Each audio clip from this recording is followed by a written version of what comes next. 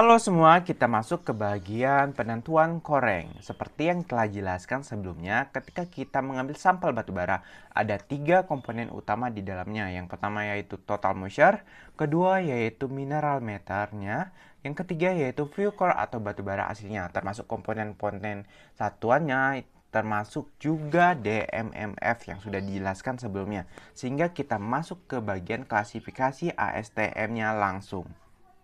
Klasifikasi ASTM yang digunakan nanti dalam perhitungan. Di klasifikasi sebenarnya ring batu bara secara umum terbagi menjadi 4. Yang pertama yaitu lignit, sifatnya lignit, kemudian subbituminus, bituminus, sama antrasit.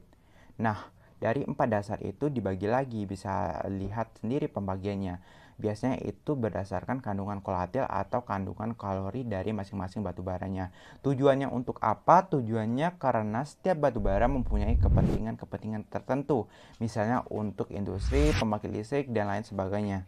Jadi, secara umum, jika dilihat dari klasifikasi ASTM-nya, di bagian atas itu ada fixed karbonnya, kemudian ada volatimeter, dan ada CV atau calor flow atau kita sebut juga sebagai nilai kalor. Kemudian kita lihat fixed karbon dan volatimeternya. Bagian atas terisi ini menyatakan high rank, sedangkan nilai kalor yang di bagian bawah ini terisi dinyatakan low rank.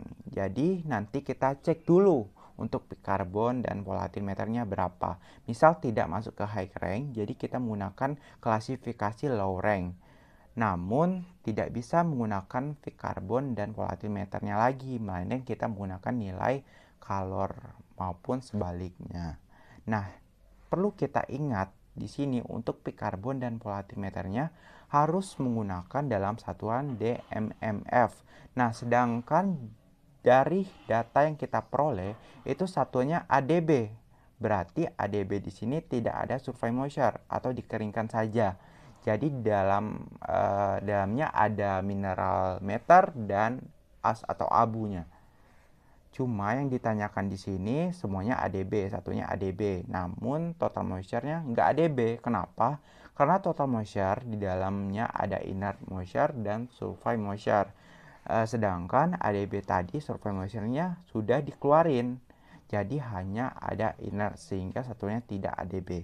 Sedangkan di volatimeternya di situ saya tidak melihat ada satuan AR atau ADB. Apakah kalian melihatnya? Sama ya? Tidak ya? Nanti kita cari lebih lanjut. Jadi kebayangkan ya, jadi kita hitung dulu V karbon sama volatimeternya dalam bentuk DMMF untuk melihat apakah klasifikasi high rank atau low rank.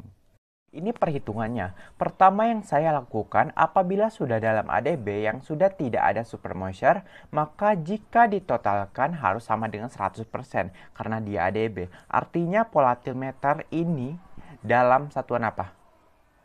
ADB juga, nggak mungkin AR. Karena kenapa? Kalau semisalnya AR, pasti totalnya tidak akan 100%. Kemudian di sini ada 3 persamaan. Dan tentunya ada 2 jenis persamaan. Yang pertama itu dari VAR, yang kedua yaitu absorpsimetri.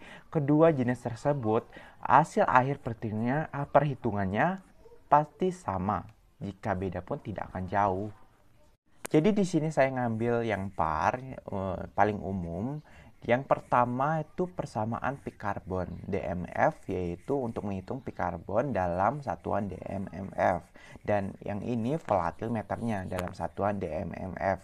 Pertama itu harus hitung 2 ini dulu untuk yang di bawahnya nanti untuk keperluannya. Sehingga ketika kita sudah tahu misalnya sudah memakai high rank ini, jadi kita tidak perlu menghitung nilai kalornya lagi karena kita menggunakan peak karbon dan volatimeternya saja dalam satuan DMM maupun sebaliknya.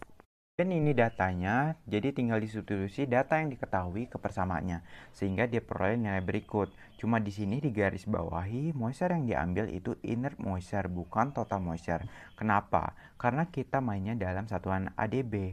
Jadi total moisture yang diambil itu kan satuan AR. Kemudian hasil akhirnya 55,29%. Itulah V karbon dalam satuan DMMF. Kemudian lanjut ke volatimeternya. Untuk PM-nya gampang, tinggal 100 dikurang hasil yang tadi. Jadi hasilnya 44,71%. Nah, kenapa rumusnya 100 dikurang V karbon dalam DMF? Karena secara konsep di awal tadi, ketika dalam satuan DMF itu sudah dalam pure coal atau batu bara asli. Di dalamnya hanya ada dua komponen, yang pertama itu fixed carbon, yang kedua yaitu volatile matter organik. Jika dijumlahkan harus 100% dalam bentuk DMMF, maka 100 dikurang 55,29 itu hasilnya 44,71%. Sehingga diperoleh nilai peak carbon dan volatile matternya. Di nilai yang tadi termasuk ke dalam klasifikasi low rank karena ketentuan dari ASTM. Ketika peak carbon kurang dari 69% atau volatile matternya lebih dari 31%, itu masuk ke low rank. Maupun sebaliknya. Jadi kenapa sih nggak dimasukin ke high rank saja? Karena jika kita masukkan ke high rank itu tidak ada nilainya di high rank. Karena coba kita lihat ini 69% ya. Di atasnya lebih tinggi dari 69%. Sama halnya dengan volatile matter. Ini kan dilihat 31. Ke atasnya semakin rendah, sedangkan 44% itu jauh di atas 31. Makanya harus dibawa atau ke long rank. Makanya kita tidak menggunakan yang high rank. Berhubung dengan menggunakan low rank, artinya apa? Kita membutuhkan satu nilai lagi, yaitu nilai apa? Nilai kalornya berapa? Nah, untuk nilai kalor juga dalam satuan DMMF. Jadi masukkan ke persamaan dahulu, tidak bisa langsung karena satuannya itu BTU kalori kilokalori per kilogram, sehingga diperolehlah setelah kita perhitungkan nilai yang kita peroleh itu 5990. Kesimpulannya bahwa batu bara ini peringkat rendah dengan nilai kalornya sangat rendah. Sedangkan dari nilai CPU MMF yang kita peroleh tadi itu 5990.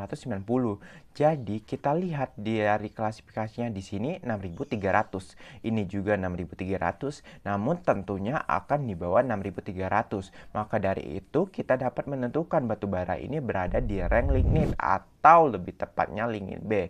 Meskipun di sini masih tanda tanya. Kenapa tanda tanya? Kita tidak tahu batas bawah dari lignit B ini berapa di diagram ASTM. Nah, ketika kita memasukkan di lignit B, jadi kita tahu bahwa sifat dari batu baranya non-aglomerat, yang mana sifat ini ketika dibakar akan menjadi soft atau lembut.